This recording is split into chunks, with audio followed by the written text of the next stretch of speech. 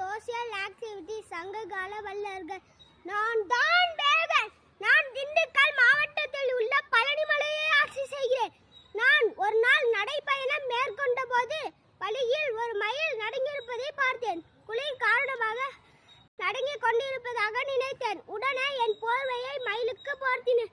மயிலை என் குழந்தையை போல பார்த்து கொண்டு, இன்று எத்தனை பேர் விலங்குகளிடம் அன்பு செலுத்துகிறீர்கள்? யோசித்து பாருங்கள். விலங்குகளிடம் கருணை காட்டுங்கள்.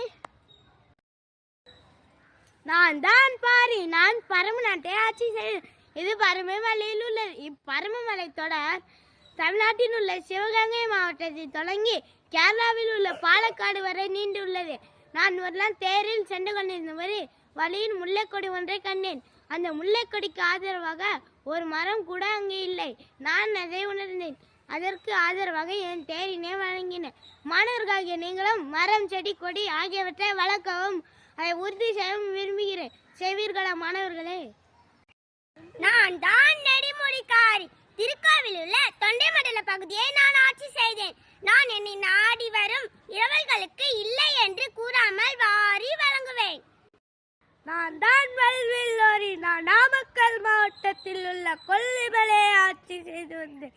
வல்வில் என்றால் என்ன பொருள் தெரியுமா? வலிமையான வில்லை உடையவன், வில்லாற்றல் மிக்கவன், ஓரி சிறந்த வில்லாளன் என்பதன் பெயரை பெற்றேன். நான் தான் நல்லி சேர அரசரின் ஆட்சிக்கு உட்பட்ட தோட்டிமலை பகுதியை நான் ஆட்சி செய்து வந்தேன். என்னை நாடி வருவதற்கு நான் இல்லை என்று கூறாமல் பொன்னையும் பொருளையும் வழங்கினேன். நான் தான் அதிகமாக பேசுகிறேன். தர்மபுரி மாவட்டத்தில் தகவல் பலமான பகுதியை ஆட்சி செய்து வந்தேன். ஒரு நாள் எனக்கு அரிய வகை நெல்லிக்கனி ஒன்று கிடைத்தது. அந்த பழத்தை சாப்பிட்டால் எவரும் சாகாமல் பெறுவார் என்று கூறப்பட்டது. உடனே பல புலவர் அவ்வையாருக்கு கொடுக்க விரும்பினேன். அவ்வையை அணைச்சி அடைத்து, இந்த பழத்தை எனக்கு யார் தருகிறார்? நீதான் குறிஞ்சி இல்ல பல்லதார, நீதான் சாப்பிட வேறும் அவ்வையார் கூறினார். உடனே நான் கூறினேன்,